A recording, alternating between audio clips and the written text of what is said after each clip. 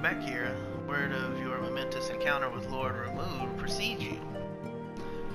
I would fain share news of mine own, but Oriange's discoveries must take precedence. Upon witnessing your defeat of the Lord of Levin, our learned companion was struck with a profound insight regarding the nature of the Ascian's immortality. Let us assemble and discuss his observations together.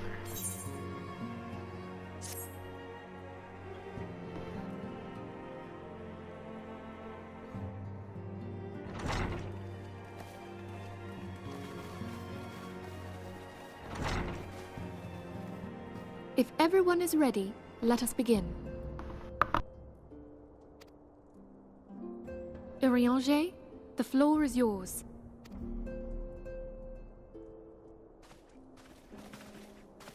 As all here assembled now know, in its final hours as our Order's headquarters, the waking sands did play host to a most unexpected visitor. I speak of the Ascian clad in white, Elidibus.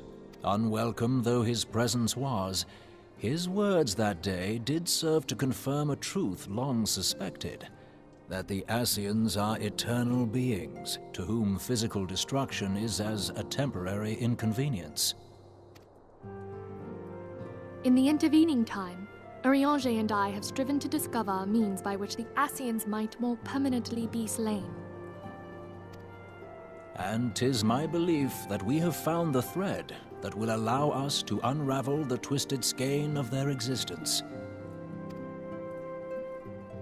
In the moments prior to Leviathan's most recent manifestation, the Sahagin elder who summoned him was observed to undergo some manner of ascension. The etheric readings taken by Y'shtola at the time of this transfiguration have proven most enlightening. The disruption to the flow of ether was sudden and dramatic. So tangible was the agitation, I scarce had need of my goggles.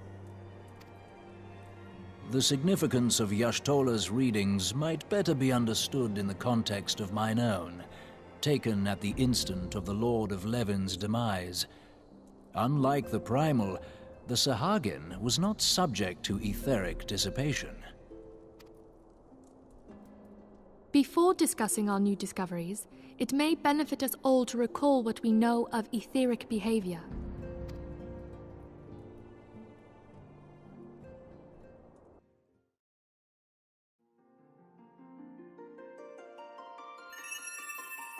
Let us begin at what some might call the end.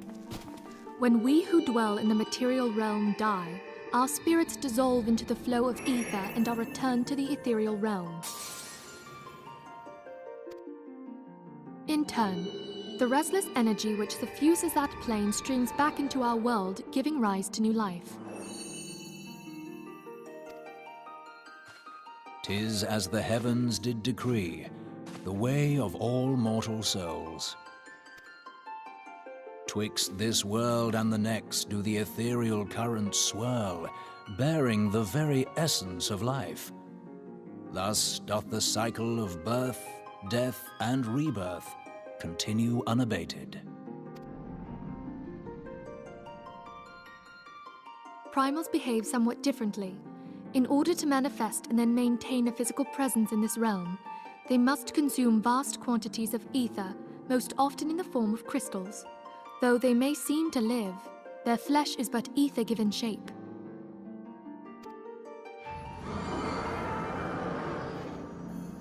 Thus, a defeated primal leaves behind no broken corpse. Rather, the essence of its form seeps back into the land whence it came, and the energy of its shattered spirit is called back to the ethereal realm.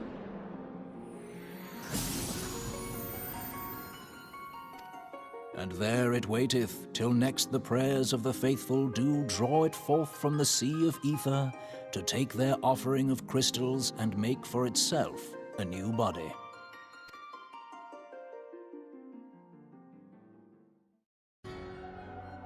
Which brings us on to the third group, the so-called immortals. They exist in a manner all their own. Quite. Even as the Sahagin Elder fell to the Admiral's musket shot, I witnessed the release of an ethereal cloud, which immediately took possession of a nearby minion. A soul that dissipateth not upon the death of the flesh. The secret of life everlasting, and in the claws of a Sahagin no less. But I wonder, what would happen to one of these obstinate spirits should there be no suitable host for it to claim? If mortal death entails a return to the ethereal realm, it seems doubtful that the soul of an immortal would venture there. Nay, it merely withdraweth a distance, unto the shore of the ethereal sea, perchance, but no further. Yes, it exists in neither this realm nor the next, abiding instead in the space that lies between them. The Ascians took control of Thancred by means of a crystal of darkness, an artifact which, if our theories are correct, serves as a gateway to the place I have just described. I was hoping people had forgotten about that. I am sorry, my friend. For a mercy, the weary road of our research hath brought us unto an answer. The Sahagin ascended to an immortal state, but he did not possess a crystal of darkness through which to flee this realm. Thus was he consumed by Leviathan. If we could entrap the spirits of defeated Ascians in like manner, and thereby deny them resurrection,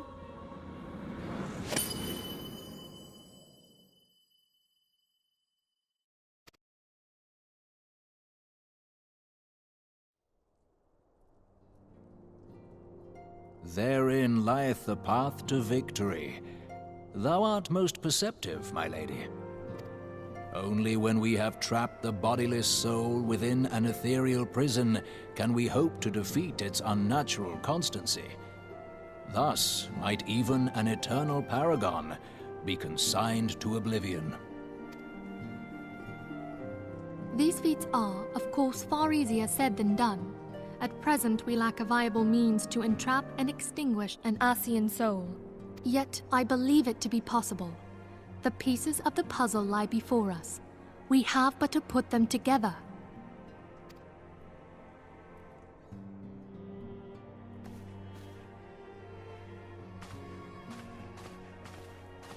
I will depart at once to convene with the sages of Sharlayan. Together shall we divine the steps by which our goals may be achieved. I have the utmost faith in you, Archon.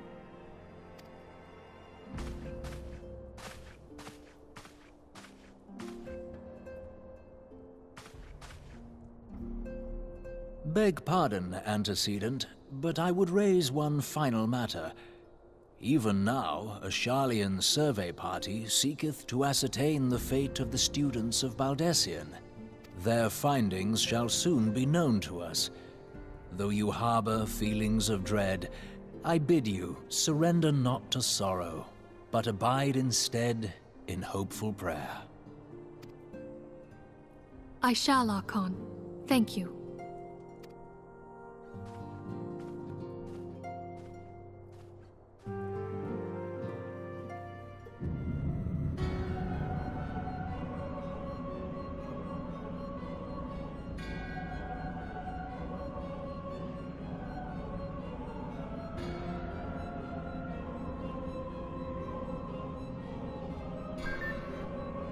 The Lord of Levin is returned to the Ether, as was Leviathan before him. Ramu's acquiescence was most intriguing. Inferno, Vortex, Crag, World, and Levin all have now been humbled by the bringer of light. The limitless potential of man, Eidolon's servant, grows mightier by the day. Yet she prospers at great cost to her mistress, whose strength is all too finite. 7 times have the masses survived the rejoining, but their souls are grown weak and wane. Yet even as it innervates, the ardor empowers our master. All that remains is to nurture the strength of the gifted, to forge the final key. And that is a task to which we bend our every effort. Ahabria. Divine seeds were ever wont to quicken in Eorzea's fertile soil. We need only lead men to the field, and by their eager hands shall a new deity rise. That which was shattered shall be made anew, and the one true God shall come again.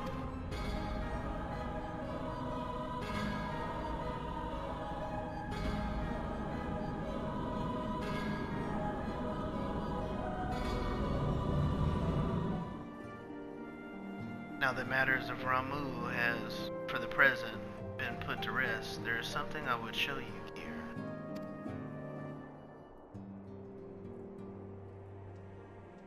It is a letter of thanks signed by the leaders of the Eorzean Alliance, acknowledging the Scion's tireless service to the realm. It mentions in particular the names of all of the defeated primals: Ifrit, Titan, Garuda, Good King Mughal the 12th, Leviathan, and now Ramu. Needless to say, there is only one among our number to face them all. And though these words of gratitude were addressed to our order as a whole, I feel that they were meant for you above all others. I too must offer my heartfelt thanks for all that you've done. In the course of your duties, you have never once failed to answer my call to arms. You are a true hero, Kira, and Eorzea is that much the safer for your presence. Pray, do not misunderstand me. I said safer, not safe. I know only too well that we can ill afford to lower our guard. The Ascians may be relied upon to show chaos in this realm until such time as they are forced to stop. Why, even without their encouragement, you may be rest assured that man would foment strife on his own, and that is to say nothing of the beast tribes. Unless we learn to live in harmony, the primals too will return to plague us again and again and again. And yet, despite all of this, your deeds serve to inspire the people, to give them hope for a better tomorrow, and there is no greater gift. That we have the courage to strive for what might otherwise seem an impossible peace, we owe in no small part to the dangers you have faced on our behalf, and the people you have won over to our cause in so doing. Our list of enemies has ever been long, but think of our allies with whom we are now blessed. Of the sylphs of the Little Silent, Solace, who wished not of conflict, a Valazay who strives to unearth the terrible secrets of the calamity. And then there are the many unsung individuals who have gathered here in Revenant's Toll, honest men and women who seek to employ their skills for the good of all. Of course, when speaking of our greatest allies, we must not forget those closest to us, by which I mean our fellow Scions. Thanks to their many and varied talents, our order is uniquely equipped to combat the far-reaching corruption of the Ascians, and combat it we shall. Your enthusiasm is truly heartwarming, antecedent. Given our embarrassing wealth of allies, I trust it will not inconvenience you unduly if I absent myself for a time.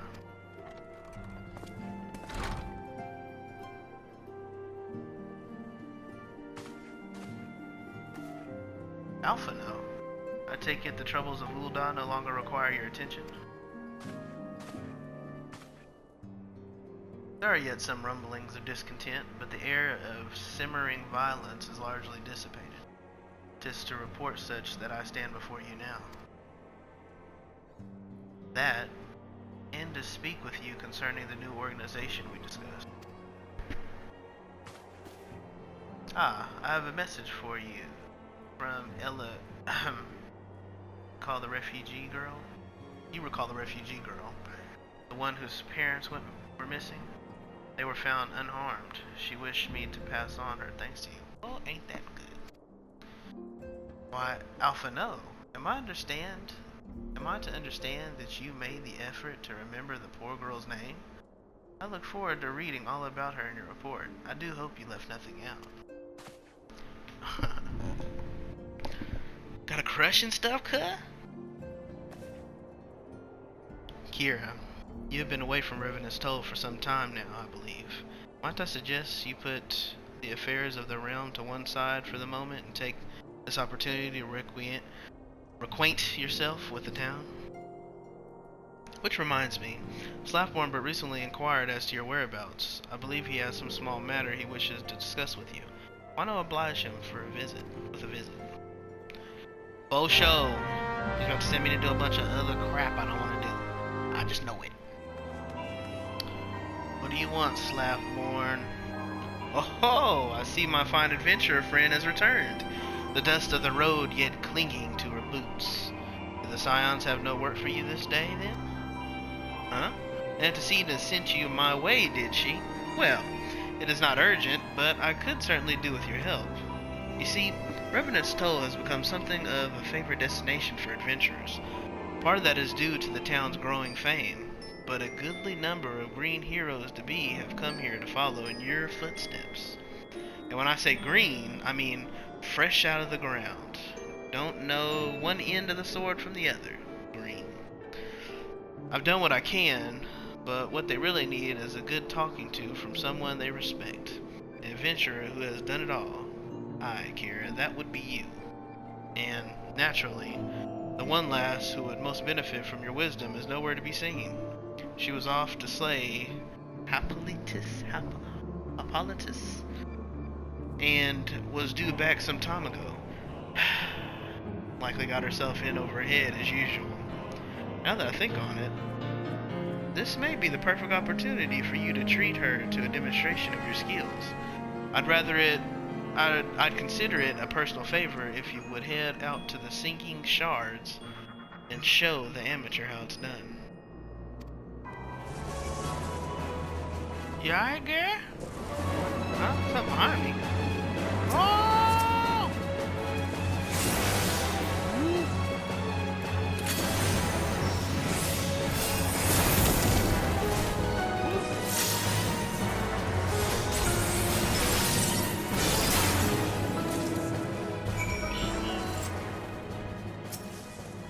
What up, yeah? What's wrong with Chip? You over here struggling, folk. Damn near pissed myself back there. I was hoping to find myself a little one, but the fates went and threw the meanest bugger and all of Mordona at me. Typical. Hold up, you're Kira Mercer, ain't ye? The Kira Mercer 7 hells. You're flippin' famous. And you're twice as tough as they said you were. And all. Bugger me. I can't believe I'm talking to the woman herself. Aw, and now you've gone and seen me at me worst. 'Twas me bleeding pet's fault, I tell ye. Doesn't listen to a damn thing I say. Must be talking about Carbuncle. That's the fact that... That's in the fact...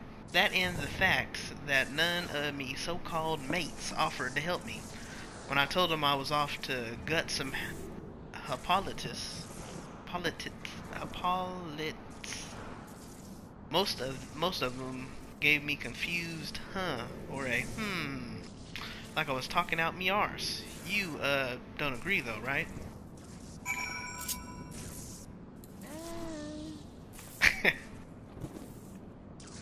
Gods, no, not you too. That's the final bleeding straw, that is. Sniffle. I was hoping you of all people would understand. I mean, it ain't adventuring if you don't take a few risks, right?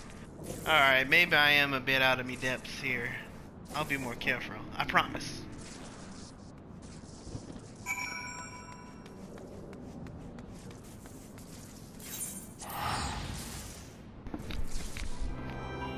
Ah, Kira, you have my thanks.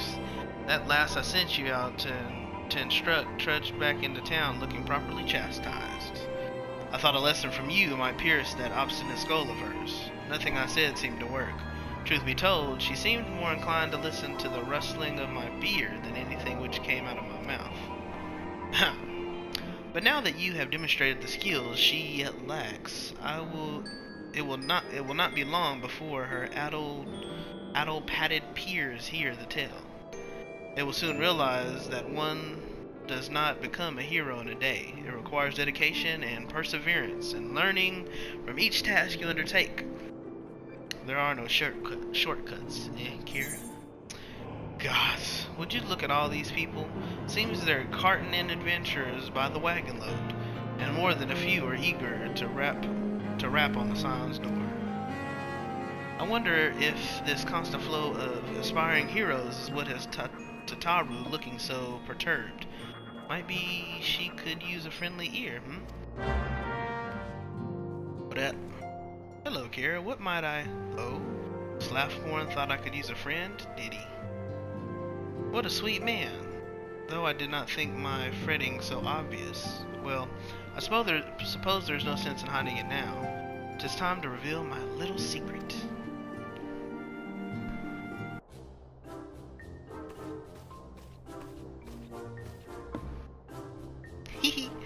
It quite suits me, don't you think? But 'tis not simply for show. I've been learning the mining trade. Why, you might ask? Ah, there lies the source of my dour demeanor.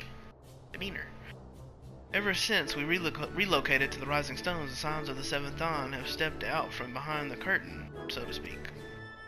Our victories over the Empire have granted us a certain degree of fame, and many budding adventurers have traveled from afar with the intentions of joining our ranks. And while I welcome each new member that takes up our cause, we have too little coin. As I'm sure you are aware, we are a strictly neutral organization, and ensuring that neutrality means limiting the funds we accept from outside sources. The Scions do receive various means of supports from the 3 major nations, and the Levier twins are quite generous with their families' coffers. Yet this modest income cannot keep pace with our day-to-day expenses. There's also the sundry donated materiel, of course. Those are delivered to the Adventurers Guild and swiftly allocated to the expansion of Revenant's Toll. While I'll cheerfully leave the toppling of primals to you, 'tis my duty to balance the books and fight the demons of debt.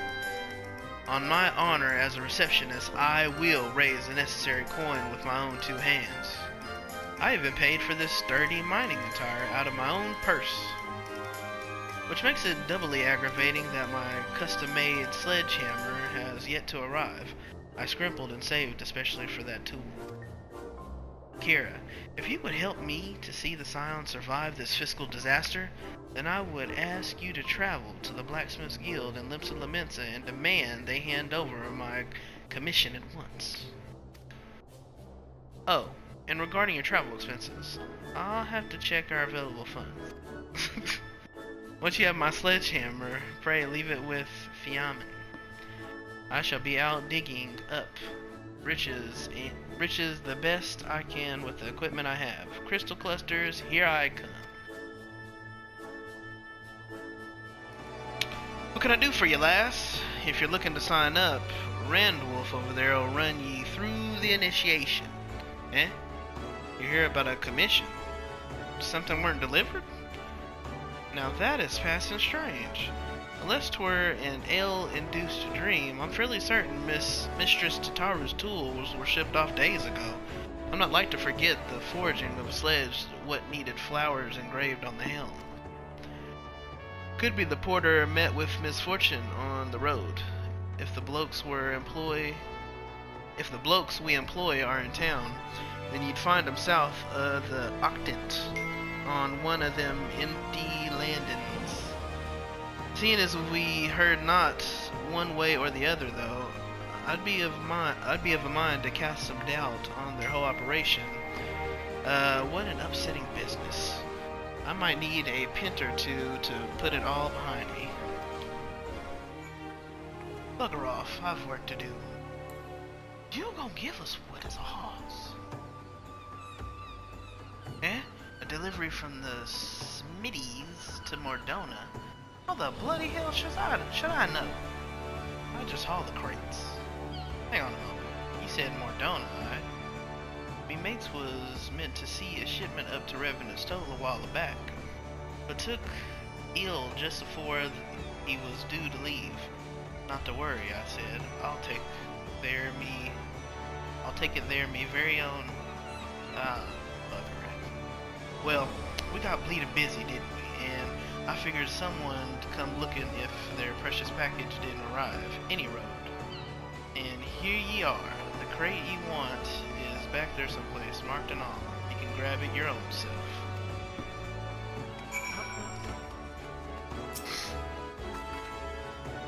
Mother! God, take out these swords and just start stabbing. Greetings, Kira. Tataru made mention of a missing delivery. Were you able to coax her commission from the Blacksmiths Guild? Here you go. Wonderful. I shall keep it here with me until Tataru returns from her mining expedition. She is not one to approach matters by half, is she? The Rising Stones couldn't ask for a more able administrator. Still, I'm somewhat worried for her well-being. I realize Tataru means to mind and not more, but even the outskirts of Revenant Stoll are not free from prowling dangers. Would you mind tracking down our industrious Lalafell and see that she has not come to harm? As far as I'm aware, Tataru intended to start her digging in the hills near the Tangle. You may have to call out to attract her attention. Breaking rock and splitting stone, I'll raise a fortune on my own. Delving deep for precious ore, I'll take a rest and dig some more. Oh my goodness. Oh my god! Oh my god! Oh my god! Bad breath. Toss aside the pebbles, toss aside the dirt, toss aside the scions who shirk their work. Shirk their work. Whew. I think I'll call it a day. I'll make much better progress once Kira brings back my sledgehammer. Yes, I might even make enough money to indulge a little. Bud, curds, tarts for morning tea every single day. Was that someone calling my name? Yeah, that was me!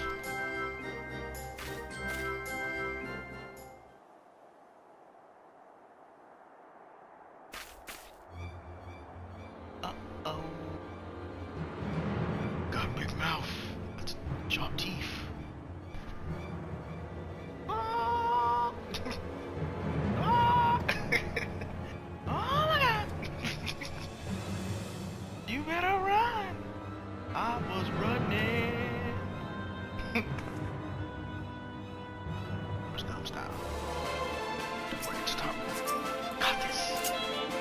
stop that! Oh, he's going anyway! Whoa!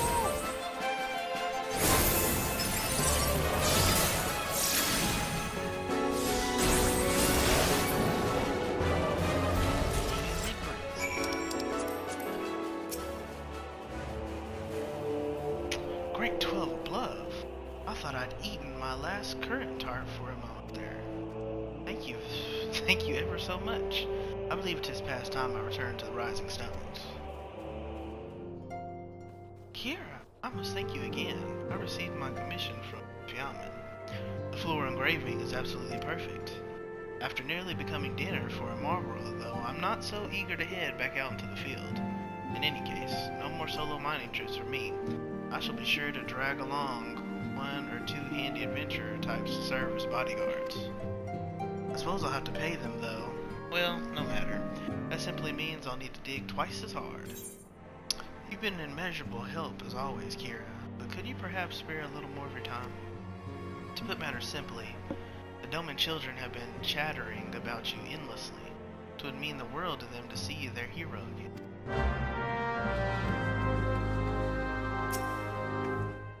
What, big dog?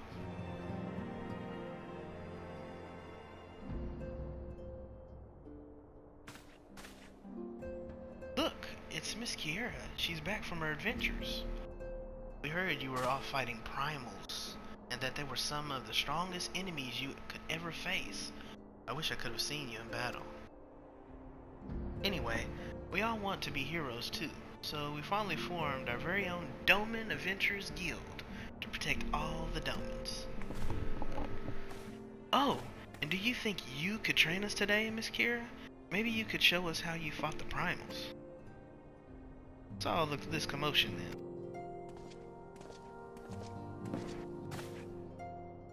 Mr. Boulder and Mr. Coltonet. I know that's not how you say it. I think it's...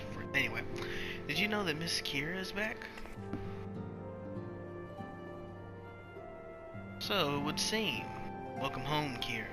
My companion and I but recently became full members of the Scions, and I believe proper instructions have yet to be made.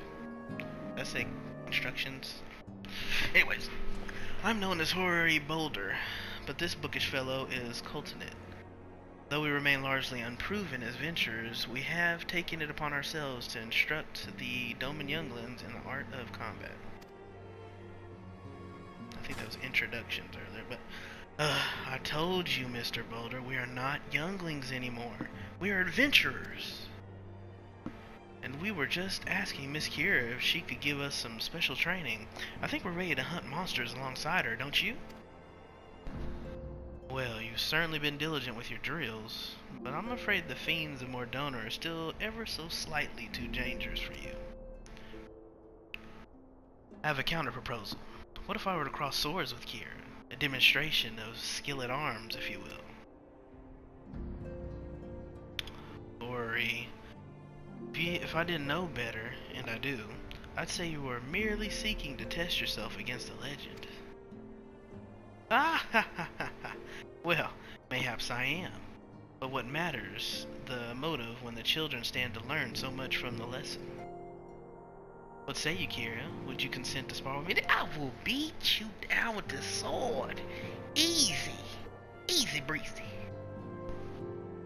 Hooray! We're to have a tournament. Come on, everyone. We must prepare our gear for an outing.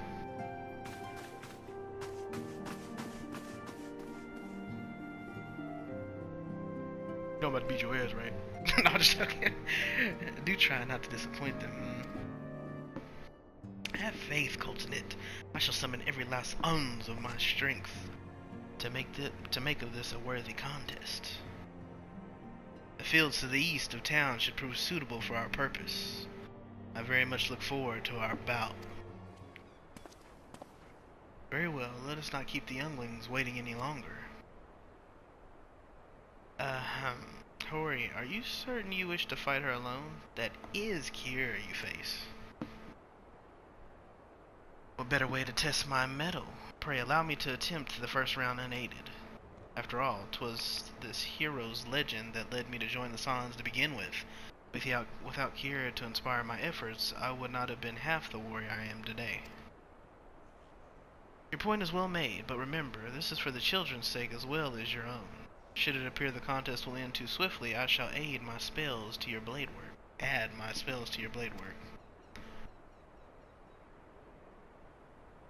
Hello! You haven't begun yet, have you? Ida and Thancred. Some Domans. Ida? What? Who are these people?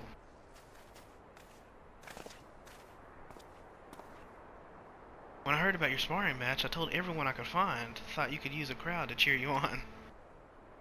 Yes, and there are still more to come. When I mentioned Kira's name, the reaction was quite enthusiastic. Why, my own popularity seems but a sickly shade in comparison. You'd best claim victory, bringer of light.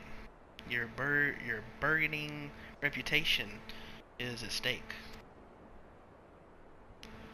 Well, our teacher won't be beaten so easily. He's a master swordsman. You can win, Mr. Boulder. Yeah, but he ain't a primal slayer like me, son. Oh. We shall soon see. On your guard. Let's go time. Let's do it!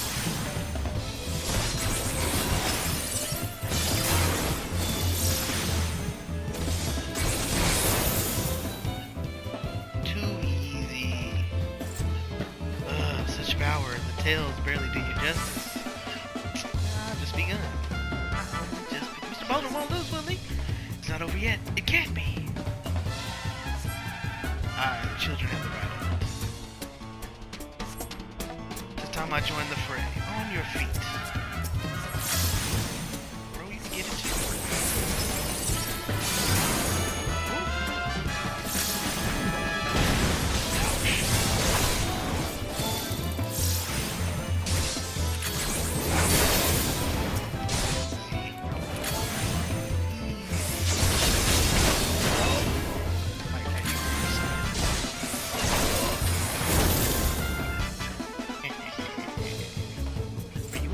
Oh no, he looks hurt.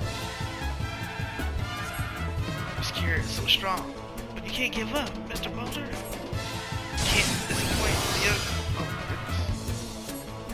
Trying to get at me, bro?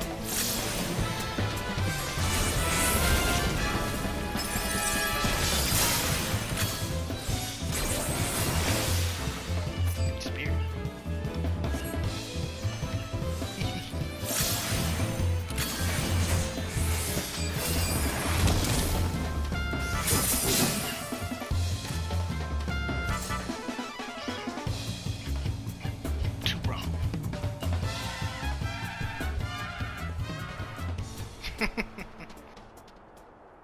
You have bested me.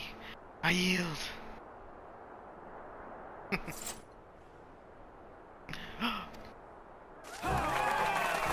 That was incredible. She beat them both at the same time. We knew you couldn't lose, Kira. None can defeat the Guardian of Eorzea. Now I see why they send you to deal with the primals. I have much work to do if I'm ever to attempt the same.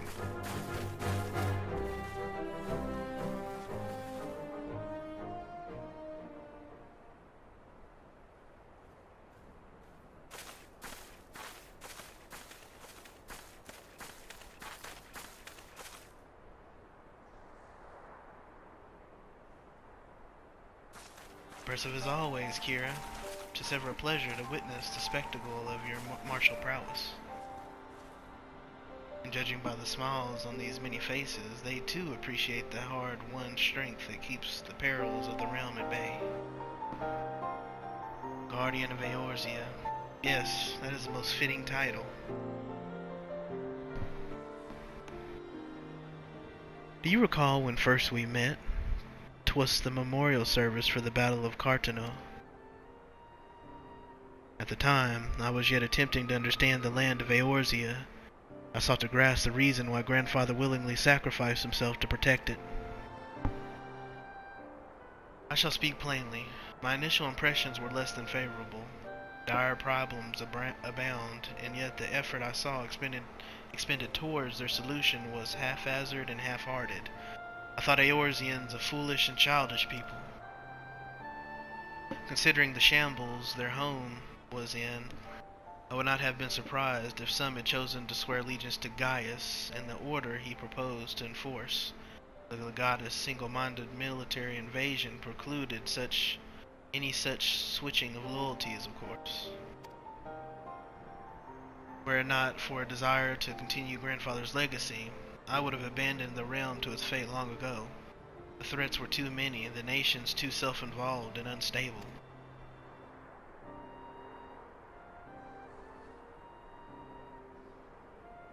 'Twas you who convinced me the salvation of Eorzea was possible. 'Twas you who taught me, through countless acts of bravery, that what my grandsire sought to preserve was not the land, nor its history, nor any single nation. It was the people, these wonderful, oft infuriating, stubborn people that suffer blow after terrible blow only to drag themselves back to their feet to face another day.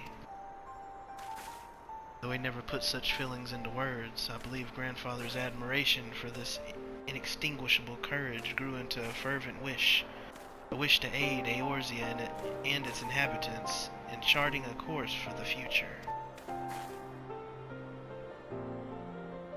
A wish that has now become my own. I too will endeavor to take up the mantle of guardian of Eorzea and champion these people who toil towards a better world. Our cause, however, is not a simple one. The trouble that plague us are of a scale that cannot be solved by the songs of the seventh dawn alone. No, what is needed to tackle the root of the primal threat and effectively counter the schemes of the Ascians is a new, expanded organization that operates beyond the limitations of nations and borders. If you would aid me in building such an organization, then pray let us continue this discussion back within the walls of the Rising Stones.